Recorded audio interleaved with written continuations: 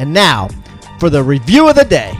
So the big question got is 5 stars from entitled Honest Feedback from Todd Cool App.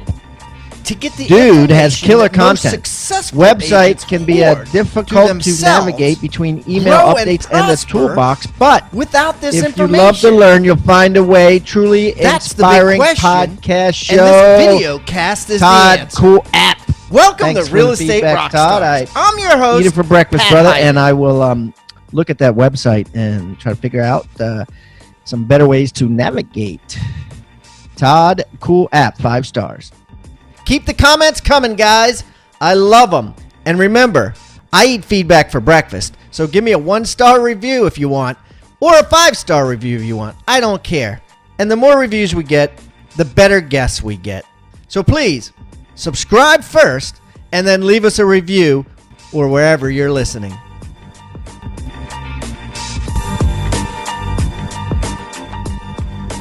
And now, for the review of the day.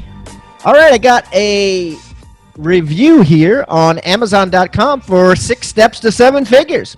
5 stars. It's nice to see a clear path to success by someone who has actually done it.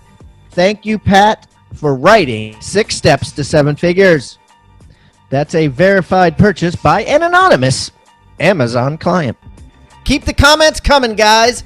I love them. And remember, I eat feedback for breakfast. So give me a 1-star review if you want, or a 5-star review if you want. I don't care. And the more reviews we get, the better guests we get. So please, subscribe first, and then leave us a review or wherever you're listening.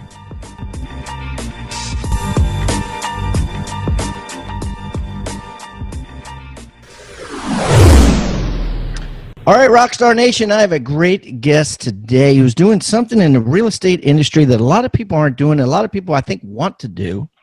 A lot of people know that the money is in it, but they're afraid to do. I can personally tell you myself, I've gone down this road twice and never pulled the final plug on it, but I've met people and I know people that are in this game, and he's willing to come on the show and kind of explain to us how we can all do this ourselves on our own and make big money doing it. And what I'm talking about is assisted living houses. And I'm talking about houses like in your neighborhood, houses that you drive by on the way to work, how you can turn them into assisted living houses and make, 4 to 10 times what you might normally make renting it out to a regular old family, if not more. And so we're going to dig deep. I'm so lucky that he came on. I'm talking about Gene Guarino, and he's with the RAL Academy, which is assisted living. And, he's got 3 of these houses himself. He trains other people how to do this. He's got coaching clients, and people are doing it all over North America, and it's working very well. So without further ado, Gene, welcome to Real Estate Rockstars. Thanks, Pat. Glad to be here. Hey, Gene, why don't you tell everybody a little bit about yourself so they get to know you better? Sure. Well, I first got into real estate, since that's what we're talking initially, when I was 18 years old. Professional musician, a recording studio, small record label, had a music school, and we were tenants for 2 years, and the landlord was kind of sketchy. So we finally said we're either going to shut it down or we got to buy our own place. Looked up the street, saw for sale sign, and that was the beginning of my real estate career. Flash forward 39 years. I've had 18 businesses, written 4 books, hosted 3 radio shows, and now I've trained over 300,000 people around the world how to be successful in business and real estate and so on. But right now I focus on just one thing, and that's residential assisted living. Wow, that's awesome, dude. Well, first of all, I guess the big question, right, is why? Why choose residential assisted living when everyone else is out there is just renting to families, renting Section 8, renting to students? Multifamilies are hot, red hot right now. Hard to get people to look away from some of this stuff. How do you get them to look away from and look at assisted living? Well, I'm going to share the exact way I got into it, and then why others are going to get into this as well. And we all have heard about the baby boomers and the opportunity there. So it's about 15 years ago that I actually heard about this as a business opportunity where you can use real estate and business combined to really take advantage of the silver tsunami, the silver the silver-haired seniors, just like myself, Still who are coming. That you just I can't. love it. Yeah, and so when I heard about it from a business perspective, that was great, but there was nobody there to teach me or show me how. So then my interest kind of waned, but it wasn't until about 5 years ago that my own mother started to need help. And at that point, then you start to look at what's out there and what's happening, and you realize, oh my goodness, there's a massive opportunity. The average person right now spends $3,750 a month for a private room and assisted living, but that includes Medicare, Medicaid. I focus on private pay, which is $4,000, $5,000, $6,000, $8,000 per month. So what we do is we take a single family home, do some modifications, and then we operate a business where there might be 10 of these seniors in that home spending $5,000 per person per month. So $50,000 gross income. And after paying for the caregivers and the real estate and everything else, you end up with 10, 15, maybe 20,000 in profit per month. So significant residual income. And the older I get, the more I realize it's not just about the money. It's about helping other people, leaving something of importance behind. That's awesome, dude. So let's get some perspective. This house that you're talking about that makes 50 grand a month, 600,000 a year, right? Left over Gross with income, yeah. 10,000 to 15,000. Let's say 12,000 left over with a $12,000 profit. What would it rent if family of 6 wanted to move in, or family of 5 wanted to move in with 2 dogs? Perfect, because that is your typical client, right? Mom, dad, 2 kids, 2 dogs, and that house itself. Let me explain what we're looking at. The house itself that most people do for rentals is kind of like a 3-2 or 4-3, something like that. We're typically looking for a bigger house in a nicer area, and it may be a house that wouldn't normally cash flow. So let's just say that house would rent for because $2,000 everybody to the family. knows, right? The bigger house you buy, the more your return drops, right? The big stuff doesn't rent for very much at all, so yeah.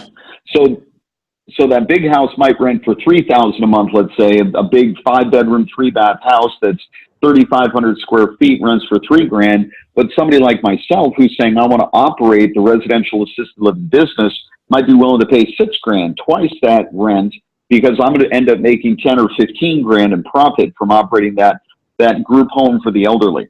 That's crazy. That's some nutty numbers. I mean, that's an incredible return. That's up there with some of these numbers guys are spitting out at Airbnb and student rentals and things where you can definitely get more than market. So let's talk about this. Okay, so tell me, like down like a 3rd grader can understand. What do I need to do to make this happen? And I know a lot of people listening are real estate agents or brokers, and you have a certain mindset and perspective. So what we're really talking about is a nicer house in an upper scale area. You can do a low end. Let me take you all the way down. Let me give you the bigger picture, Pat, so people can really see it. There's 77 million baby boomers, and that's 10,000 people a day on average are turning 65. More importantly, 4,000 a day are turning 85. 65 years old, you're playing golf, tennis, having a good time. 85, a lot of those people need help, assistance with their activities of daily living. Now, their choices are stay at home, the kids come and visit, help, and hopefully it works out. 2, bring in help at $23 an hour, that's the national average, to take care of mom or dad in the home. Or 3, they move into somebody else's facility. Now, a big box facility might have 100, 200, 300 people in it. It's a cafeteria. It's a group setting. It's like a hotel or an apartment for seniors. It's not what we do. We take a single family home, make some modifications, and we might have 10 seniors in that home. So what you'd be looking for, and again, if you're an investor, it's one thing. If you're the business operator, another. If you're the agent in between, it's a third. But what you're looking for is a nicer house in a nicer area. The demographics are key to the location. It's not a house in the middle of nowhere that's one story and it's beautiful. Nobody's going to go visit mom in the house in the middle of nowhere. It's going to be in the middle of a nice neighborhood. Come home from work. They're coming home. They're driving home. They got a family of their own. They just want to pop in and say hi to mom at 5:30, right? They want it to be in a good neighborhood, and they want it to be easy access for them. Perfect. You said it exactly right. I always say over the river and through the woods is good once a year, not every day to go see mom. Right? I like so that. You want a good location. You and I are brothers. We're going to pay to take care of mom. So it's where we live that's important, not mom. She may live in a certain area that everybody is 80, 90 years old, but it's where we live, 50, 60 years old. I'm 57. I'm the one who's paying to take care of mom or dad. So I'm the customer. She is the resident in the home. So the location is critically important. Single level is better than multi-level, but 2 or 3 stories works. A lot of locations in the country, that's what they do. Bigger is better than smaller. More bathrooms better than less bathrooms. Senior safe is what we make the home, and it is regulated and licensed in different areas. So that always brings up another series of questions. Yeah, I love that. Okay, so I mean, in an ideal scenario, you would have a huge rancher, right? Just a massive ranch. Perfect. Ideally, Yep. right? You can work with other things, but guys, if they walk in the house with mom and dad, and all of a sudden all they're looking at is these giant steps going up, or steps going down, it's just, it's just not as desirable. So ideal. And again, guys, this isn't something, maybe you will, but this isn't something I don't think people are going to go out and buy 12 of them this year. So you have time to look for the best house. And if you see a giant rancher come on the market, you should be thinking either I want to buy that one, or I got an investor, or Google, senior assisted living in that zip code and see who owns a couple other ones of them and call them and say, listen, I got this giant rancher I think would be good for your model. Would you consider buying it? Yeah. And we're going to give them in the show notes a connection to get more information for sure. But in regards to what they're looking for, what else they can do, I'm going to just break it down to make sure we got it. The real estate is one opportunity. The business is a second opportunity. The combination of the real estate and the business is what I do, and that's the real big opportunity. Now, if you're listening and you're an agent or a broker, you want to get more listings and sell more homes. So just like you said, a rancher, a big home. Now, I want you to think for a minute, because this is what I call the red Corvette syndrome. You don't think about it. You don't see it until you have that red Corvette, and all of a sudden they're all over the place. So right now, what I want you to think about, do you know of a house that maybe is the white elephant? The garage has been converted to bedrooms. They've added extra bathrooms. There's grab bars all over. There may even be a sprinkler system in the house, smoke detectors, cameras in the hallway. And you're thinking, what kind of freak show is going on here? And none of your normal, regular clients have touched it, because for the fix and flipper, it's too big, too much rehab. For the guy who's saying, I'm going to buy and hold, I can't get enough rent. And you're saying, what do I do with it? That could be the perfect residential assisted living home. Now, that's one. I'm going to throw one more in because I really want to get you excited at that. The Golden Girls model. If you remember the show in the 80s, a home with 4 people living there taking care of each other. So take that same rental property that most people have, and not student housing, not Airbnb, not a single family, but then Golden Girls, rented out by the bedroom. Maybe it's $1,000, $1,500 per bedroom. It includes their utilities and basic upkeep in the house. Those 4 people are living together, taking care of each other, no care provided, no license required. And when they need the assisted living, they can move into the assisted living. But in the meantime, instead of renting that house out for $2,000 a month, you're getting $1,200 per person, $4,800. The $800 goes towards utilities and upkeep. Now you're cash flowing $4,000 a month instead of $2,000. That extra $2,000 is pure profit in your pocket. That's the Golden Girls model. I want you to think about the word toolbox. What is a toolbox? A toolbox is a box full of tools that you use to build something great. At Real Estate Rockstars, we've created our own free toolbox. So everybody that comes on the show as a guest brings a tool with them, and we plow them all into this toolbox, and we give it away for our viewing audience to basically use as they wish. Everything we put in there is an actionable item that can be downloaded, can be printed, can be used immediately. And we got things like scripts and dialogues, checklists for teams, checklists to keep agents accountable, referral forms that are filled out at settlement to get referrals by your buyers and sellers. Everything you can think of that you could use on a regular basis about real estate is included in this toolbox, and it's helping agents worldwide sell more houses and make their jobs a lot easier and processes much more efficient. And the thing is, it's absolutely free. All you got to do is go to hibandigital.com/toolbox or text the word toolbox to 444-999. That's toolbox 444-999. do it now.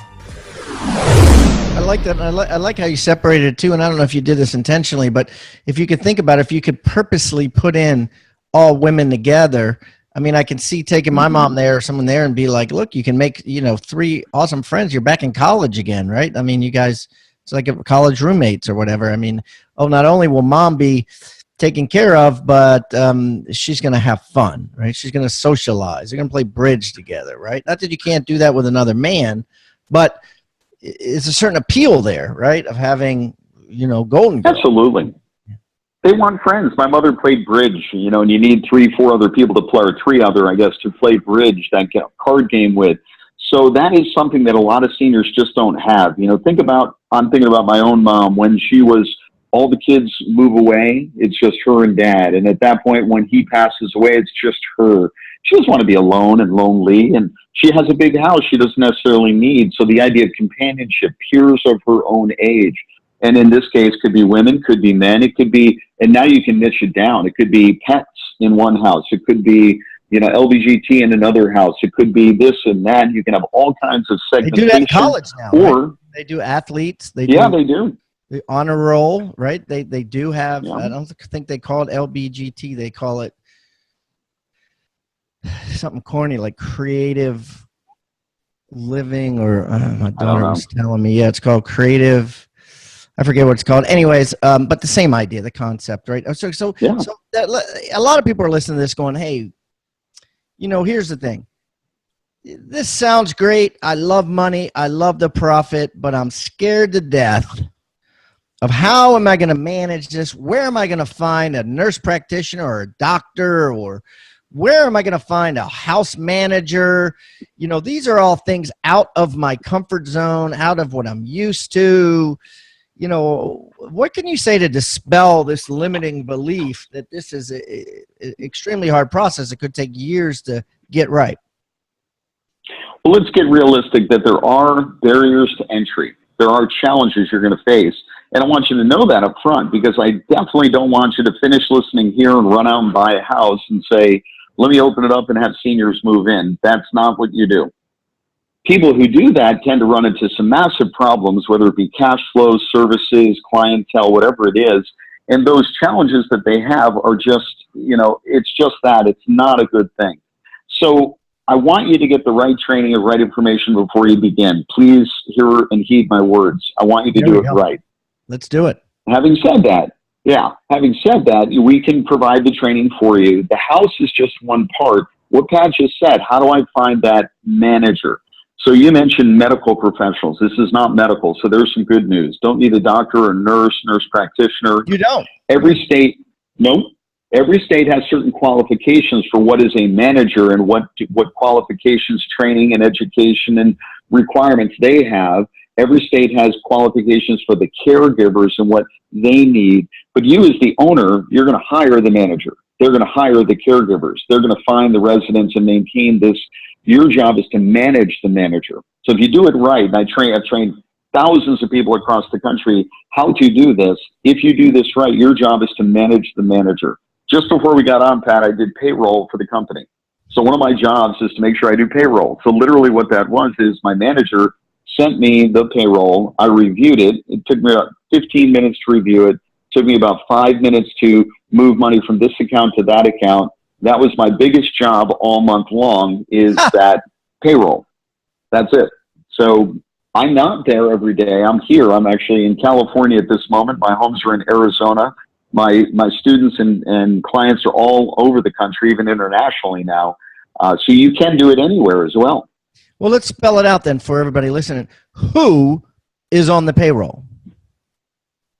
The manager, I have her as an independent contractor because I just need her to get the job done. Is this someone that lives there, or is this somebody that manages all three? Kind of paint a picture here. Good.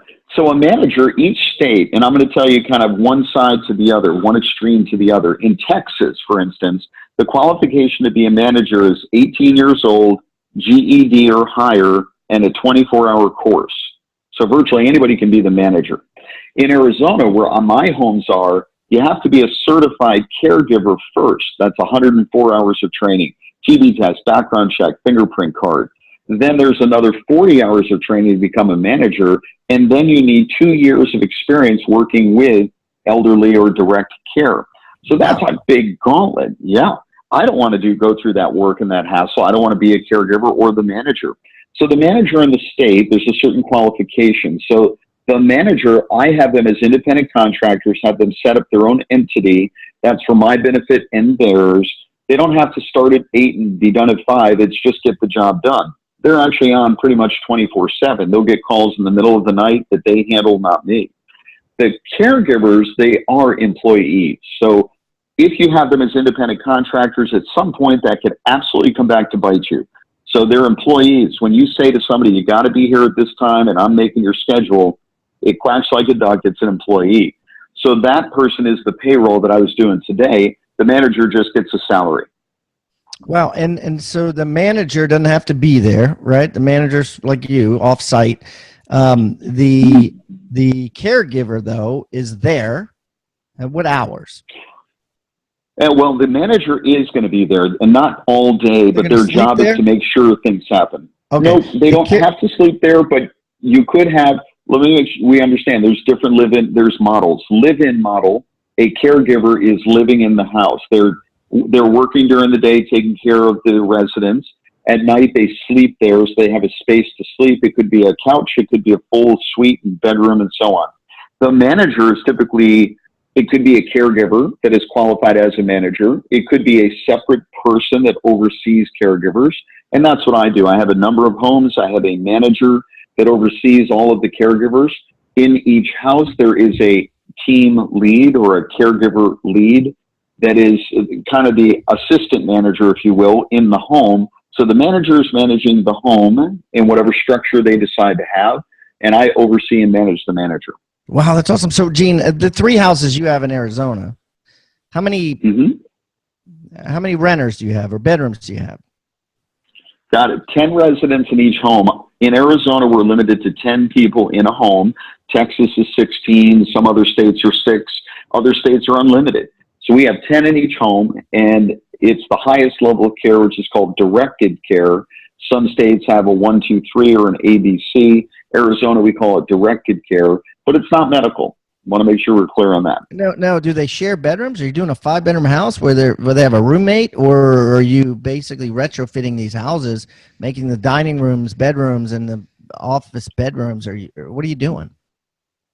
So there are certain minimum requirements, and one of them that is pretty standard throughout the country is 100 square feet of usable floor space for a private room. So that means not the closet, not a bathroom, but usable floor space. 10 by 10 is a pretty small kid's bedroom, 10. But that would be the smallest. I know for Section 8, like Baltimore City Section 8, and I have a bunch of them, they require 80. And sometimes that's difficult in these older houses. You know what I mean? Like that's an 8 by 10. And you'd be shocked how many bedrooms come out small. I mean, you got to really watch yourself. 10 by 10 is a decent sized bedroom. So what do you do then? You just make the dining room a bedroom? How do you make, you're not going to find a 10-bedroom ranch. Let me back up, though, because I want to shift your mindset for a second, but that 100 square feet at 10 by 10 is still a small bedroom. I know you can do Section 8 with smaller bedrooms and so on. If we want to have 2 people in a room, it's 80 square feet per person, so 2 people, 160 square feet. Now, that's a normal-sized bedroom, like 10 by 16, bedroom, 12 by 14. Well, my master bedroom is 1,400 square feet, so it's all perspective. Okay. So I want you to put 6 people in there. Yeah, exactly. Actually, we were considering doing it into assisted living. There would be 5 bedrooms in there plus extra space. But the reality is that the homes that you're going to typically use for this are not going to be your normal 3-2 rental. It's not going to be Section 8. I want you to be thinking about not the best house in your area, not the lowest end. If you were to go to a pyramid, 5 is at the top, 1 is at the bottom, level 3, 4. And this is what we teach you to look for, identify, and so on. So it's a nicer house, not average, a little bit above, but not the top of the top. That nicer home is probably going to be bigger bedrooms, more bathrooms, etc. And the reason why we're doing that is because you can charge anything you want. But if I can afford to pay $10,000 a month for my mom's care, I'm not going to move her into the dregs in an 80 square foot bedroom. I wouldn't even slow down the car in that neighborhood. What you want to do is attract the right clientele, right? So if you want to have a low-end area, you can do that, but they're only going to be able to afford. Their family's only going to pay a certain amount.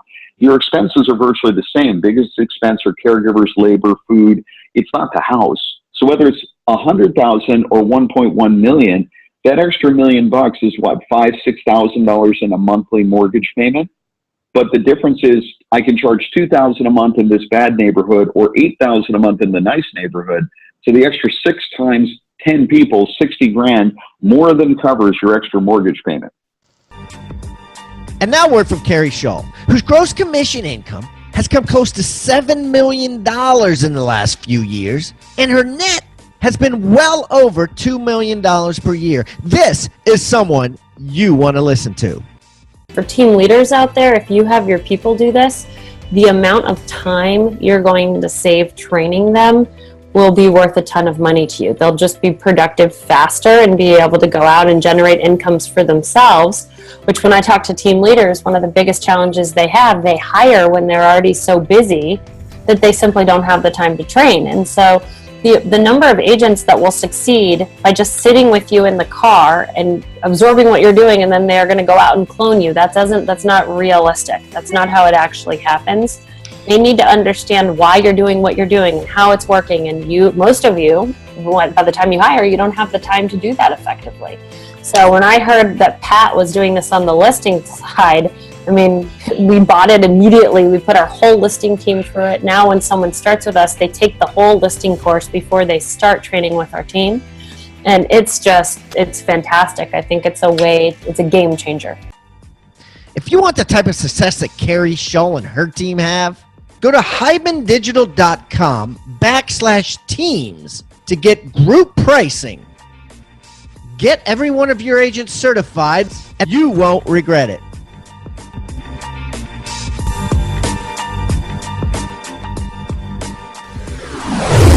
I love that. So, okay, and that's great advice too. You know, go into a safe, nice neighborhood where the son won't feel guilty about putting the mom or dad. Now, who else do you have on the payroll? You got the manager, right? You got the caregiver. Do you have a cook? Do you have a maid? What else do I got to get? In a normal home for residential assisted living, the caregivers do a lot. They're preparing food. They're taking care of the residents. They're cleaning the house. In my nicer upscale home, we have a chef. So white jacket, white hat, culinary trained. They come in and they do cook-to-order breakfast, cook-to-order lunch, and prepare the dinner in between that the caregivers serve later. The caregivers still keep the house clean and tidy, but we'll have a deep clean. Somebody come in once in a while. But those are all independent contractors once again. The chef on that one is on my payroll. He does have to show up and leave at a certain time. But everything else is pretty much independent contractors. The key are the caregivers are employees. Manager, I'd have it as an IC, create your own entity. The chef is probably going to be an employee. Could be a contractor though. I love that, man. When I have to go to assisted living, I want that hookup, right? I want that chef, right? Cook to order omelets, whatever you need. Let me tell my kids now. Let me throw this. Ghetto, don't put me. Don't give me a continental. You know, one of the things I want to make sure to say is that everybody who's listening, you're going to get involved in assisted living one way or the other. Either own the real estate, or you're going to operate the business, or you, a family member, is going to be living in one of these homes or facilities, writing a check for 5 or 10 grand per month. So if nothing else, do one of these for yourself, selfishly, so that you have a place to move into, move right into the master bedroom, live for free. I mean, I see this, Pat. People move into our homes and the kids are just giving me 5, 6 grand a month for years. And it's eating away at their inheritance, their future. Everything that they worked for is being given to me to take care of mom and dad. And they'll do it. Now, they'll do it. And when that money runs out, then it's their money, their college education for their kids, their retirement account. It's sad, but you know, you have a choice. You're going to get involved one way or the other. Right now, you can choose to get involved and make great money. I like that idea. I like that idea. Get involved now, right? And if you have elderly parents, put them in there. You know, if you have if you have in-laws, put them in there. Put everybody in there, and then say, hey, you know, that's cool because you know, after they pass on, I'm going to put myself in here. you know, and we got the system. And if there's a gap, I'm gonna just rent it out, and you know, Gene's gonna tell me how, or I'm gonna learn. You know, This is what I do. I mean, I literally, I appreciate you bringing me on here because I do love sharing this with other people and exposing them to the opportunity.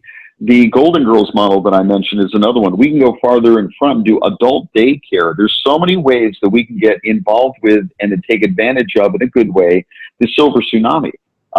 The economics of the baby boomers have driven our economy for decades, since 1945 when the whole thing started.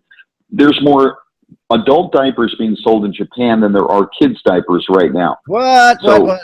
Whoa! Hold the phone. You heard me. This is great. I love it. You know, here's the thing. If you don't study demographics, they don't know what you're talking about. So why don't you elaborate a little bit? Why do you call it the silver tsunami? You know, I love your point about Japan. Talk to me about all over the world. Talk to me about the U.S., Canada. What's going on? Yeah, the reality is that 1945 World War II ended. So it wasn't U.S. war, it was World War. So all these servicemen came home, got busy, population explosion. So you look at a chart, and when you see the demographics of that chart, it's literally a spike in 1945 of population. Then it goes a little down, then the next year, another spike. They had the second child. Then it just stair steps up. These are the people that are now taking care of the family, the economics of it. Right? 45. Yeah, so 55, when I grew up, there was 70. Yeah. 70, 80, Yeah, so those people born, you know, Mick Jagger, Rolling Stones, he's not a baby boomer. He was born before. He's 74 years old. The oldest baby boomer is 71. So Ronnie Woods is the only, I use him as an example, is the only actual baby boomer in the Rolling Stones. Mick is too old. He was born before the end of World War II. Charlie Watts is even older. And let's face it, Keith Richards got to be 300, 400 years old by now. They have bodies of 98-year-old. You know? So that silver tsunami, the population that's coming, 70% of all of us are going to need help with our activities of daily living for an average of 3.5 years. Doesn't mean they're going to move into my home or your home, but they're going to need help. And whether it's the kids taking care of them, whether they hire somebody to come in to take care of them, or they move into a home, they're going to need help. So here's the big opportunity. I was born in a family with 7 kids. My wife had 7 kids. That was the norm back then. We have 4 kids. We're the freaks, right? We're the ones who it's like 4 kids, that's a lot. Today, millennials are holding off. They're not having as many kids. They'll have 1 or 2. China had a 1-child policy for decades. They just changed to 2. But now when you think about other nations and so on, if their populations aren't growing, they're not having as many kids, replacing and so on, it's shrinking. So the parents, my parents had 7 kids to take care of them. I'll have 4 kids to take care of them. My kids might have 2 kids. So they can't just quit the job and take care of mom and dad. They're going to have to pay to have somebody else take care of them. I love that. I love that. Guys, listen, a tsunami is coming. Ride the silver tsunami. Ride it. Get your surfboard and ride it, man. This is good stuff, Gene. So let's talk about your free gift. Everybody that comes on the show brings a free gift, and this is basically something really cool. It's an item of utility that our listeners at the Rockstar Nation can use every day in their business for things that they're doing. We've had, hundreds of people come on the show. We're over 700 now, and once we started this agent success toolbox, everybody that came on the show started donating things. You have agreed to donate a free 7-part training on residential assisted living. Tell me about this training. Yeah, I literally travel around the country, and 5 countries last year, 50 cities last year. This year I'm on the track to do the same. And I'm educating people all the time. I'm actually sitting right now in an office for bankers. We're working on financing for this, for our students and so on. But the idea of this training, I go to locations and I typically will do a short presentation, might be 40 minutes to an hour and a half. And then I sometimes do a 5 or 6 hour training. That 5 or 6 hour training, what I did was, because I know not everybody can get out, or I'm not coming to you and so on, I boiled it down to basically about 2 hours worth of the core nuts and bolts of what you need to know if you're serious about this. Broke that into 7 parts, and this way it's easy to consume. Nobody gets overwhelmed. So we're going to give you the link to that, and it's free. You just log in. It's a link. You'll have the 7-part training. It's about 2 hours of information. By the time you're done, you're going to have a ton of information about what this is, how it works, the options you have in playing in this game, and then how you can get involved and learn more. That's awesome, buddy. That's awesome. And I'm going to put a link to that, guys, in Gene's show notes. And I'm going to make this real easy. I'm going to make it hibandigital.com/RAL. That's hibandigital.com/RAL.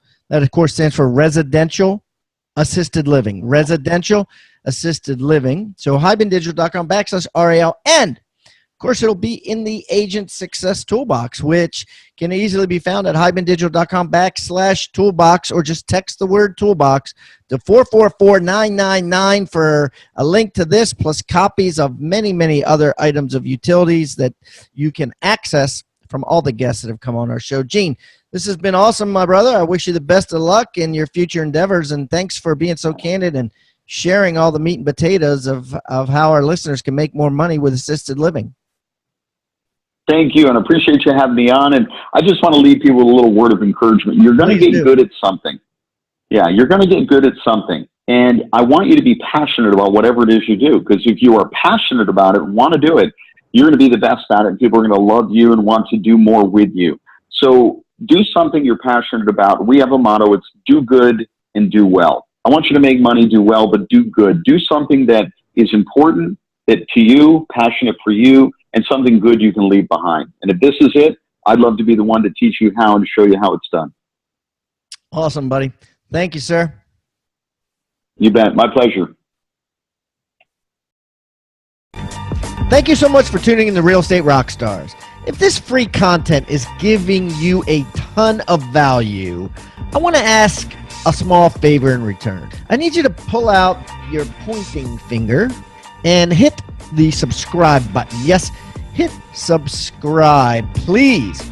The more subscribers that we get on Real Estate Rockstars, the better guests are attracted to the shows. We'll get more guests from the top companies, from the top teams, and even more celebrity guests like Robert Kiyosaki and Barbara Corcoran. Also, if you're not a member of our free Facebook group, go to Real Estate Rockstars Radio right on Facebook and join the conversation. I'm on there myself on FaceTime Lives, and we have a lot of communications and questions about the show, and I'd love to see you there. And it's free. People ask me all the time, where am I on social media? I'm real easy to find. Just type in my name. My IG is I am Pat Hyben. It is blowing up on Instagram, adding tons of subscribers, and I'm on there probably twice a day. So definitely follow me on Instagram, as well as everywhere else. Thanks again for listening, and keep rocking.